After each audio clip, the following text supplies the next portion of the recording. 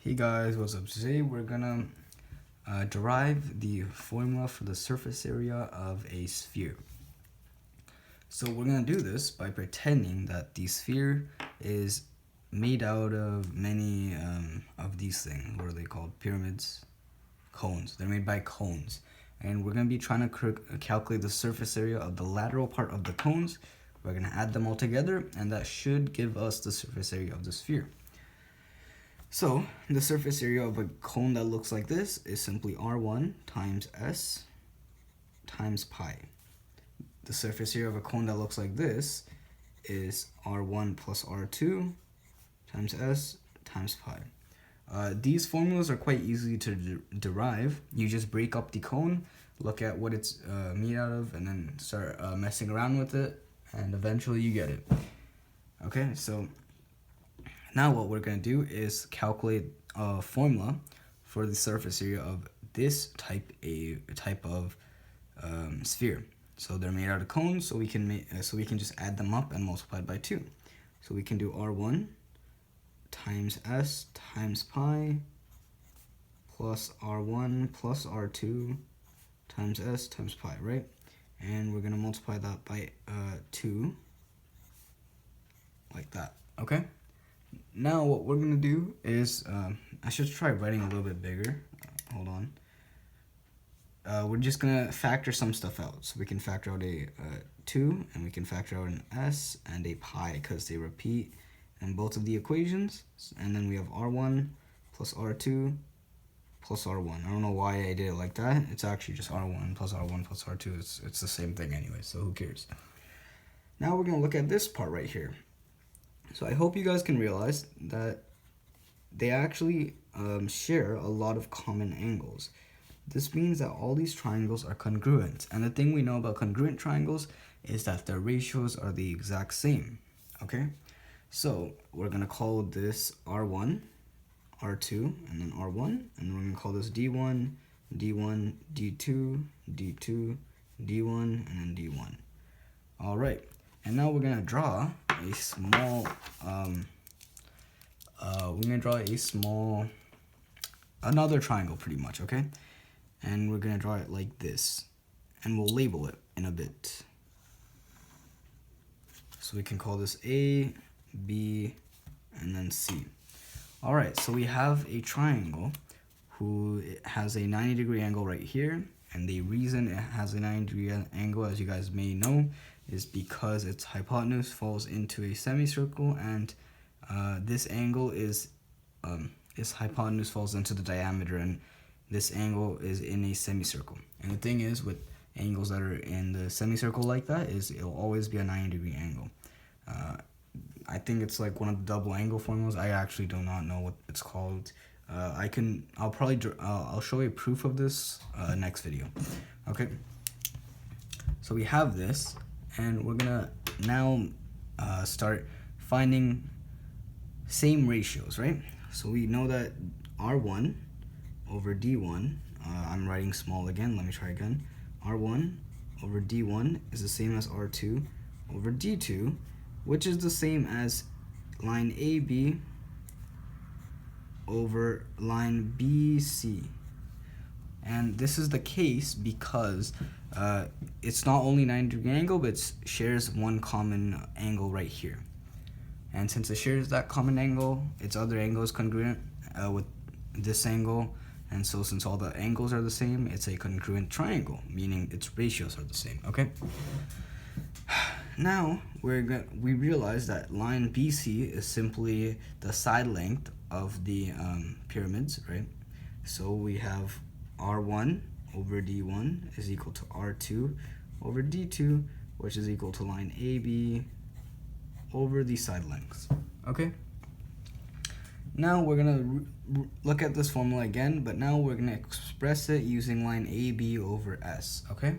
So we can say that 2S pi multiplied by line AB over S times D1 plus AB, line AB over S times D2 plus line AB over S times D1 is the exact same as what we had earlier.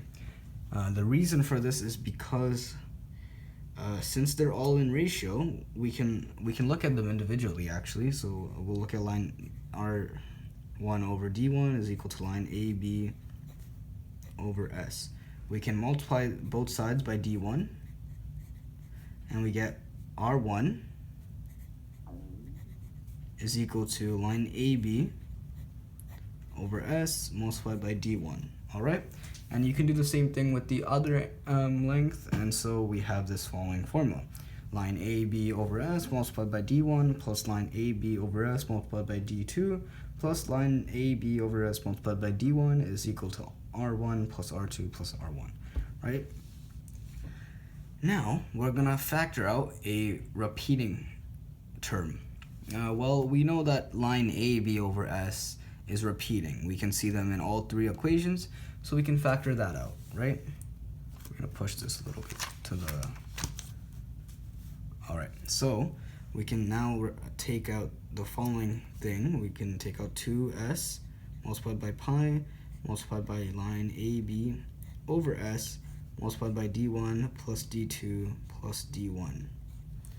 Okay, we see that the S's cancel out, and look at this part right here. Look at this little thing. Well, if we look back right here, we see that D1 plus D2 plus D1 is simply the radius of the sphere. So now we can call this R, alright? So we have the following formula. We have 2 pi multiplied by line AB multiplied by R, okay? Well, let's look at line AB. Let's go back to this thing. So, as we make many of these cones, line AB goes closer and closer. It goes closer and closer to line AC. And so, if we make infinitely small cones, or if we make infinite cones, then line AB, we can say the limit as the limit of cones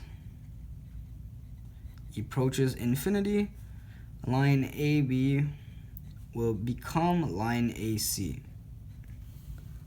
Okay, now let's look at line AC.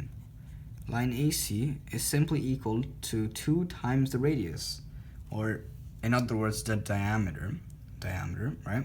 So let's now put this back into our equation. So now we have 2 pi times 2r times r.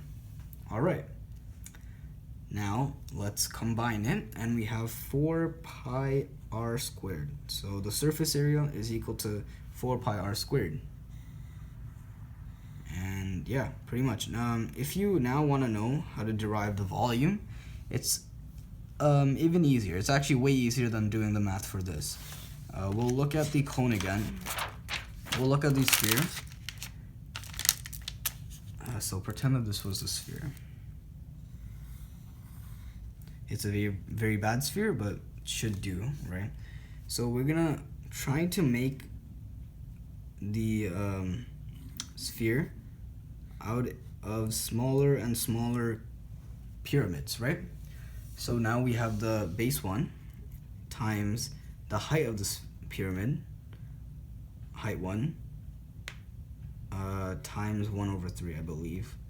Yeah, so now, as we make smaller and smaller pyramids, the height 1 approaches radius, right? So height 1, it wouldn't be radius if we have a really big cone, but since we're making it smaller and smaller, eventually it does become the radius, okay? So now, we're just gonna call height 1 r. So we have b1 times r times 1 over 3 plus b2 times r times 1 over 3, and so on until we have the total. We can factor out many numbers. We can do r times 1 over 3 multiplied by b1 plus b2, and so on until bn. Now this right here is the surface area. So we can put our original equation that we just derived back into this number, and we have r times 1 over 3 times r squared times 4 times pi. Is that it? 4 pi r squared, yeah. So now we see that this now equals r to the power of 3 times 4 over 3 times pi. And that's it. That's how you get the volume of the pyramid, volume of the sphere. And this is how you get the surface area of the sphere. So I hope you guys enjoyed. If you did, good for you. I hope you learned something, and see you next time.